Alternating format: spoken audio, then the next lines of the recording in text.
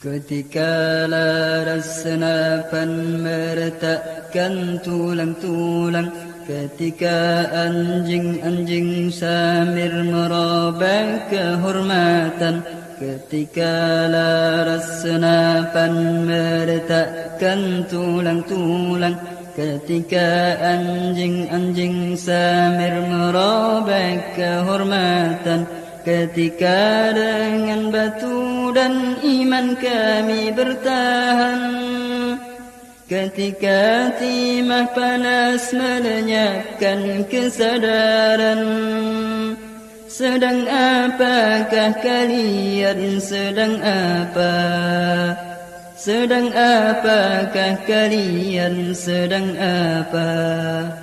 Ketika laras senapan meretakkan tulang-tulang, ketika anjing-anjing samir merobek kehormatan, ketika laras senapan meretakkan tulang-tulang, ketika anjing-anjing samir merobek kehormatan, ketika dengan batu dan iman kami bertahan, ketika timah panas melenyapkan kesadaran. Sedang apakah kalian, sedang apa? Sedang apakah kalian, sedang apa? Dulu aku pernah punya rumah di tengah-tengah wilayah Dafah.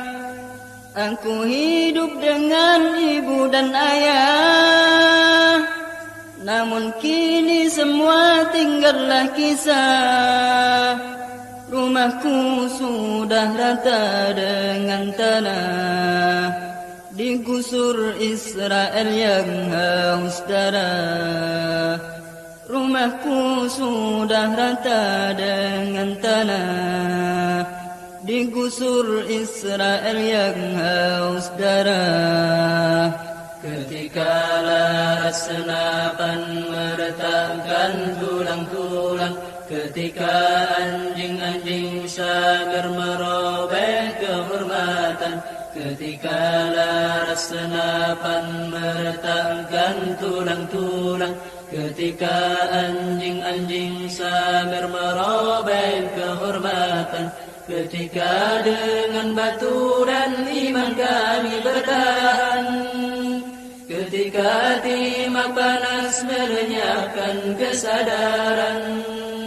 Sedang apakah kalian, sedang apa? Sedang apakah kalian, sedang apa?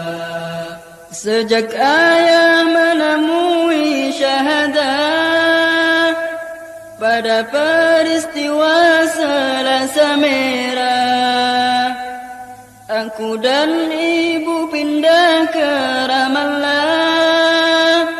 Di sana kami hidup di bawah kemah. Aku pun sudah tak lagi bersekolah. Kerjaku membantu mencari nafkah. Aku pun sudah tak lagi bersekolah. Kerjaku membantu mencari nafkah. Ketika laras senapan meretakkan tulang-tulang, ketika anjing-anjing samir merobek kehormatan, ketika laras senapan meretakkan tulang-tulang, ketika anjing-anjing samir merobek kehormatan, ketika dengan batu dan iman kami bertahan, ketika timah panas melenyapkan kesadaran. Sedang apakah kalian, sedang apa? Sedang apakah kalian, sedang apa? Hingga saat peristiwa Jabaliyah, 7 muslim mendapatkan syahadah. Aku turut mengantarkan jenazah bersama kaum muslimin yang marah. Sejak itu dimulailah intifada. Aku pun ikut tanpa rasa gundah. Sejak itu dimulailah intifada. Aku pun ikut tanpa rasa gundah. Ketika laras senapan meretakkan tulang-tulang, ketika anjing-anjing samir merobek kehormatan, ketika laras senapan meretakkan tulang-tulang, ketika anjing-anjing samir merobek kehormatan, ketika dengan batu dan iman kami bertahan.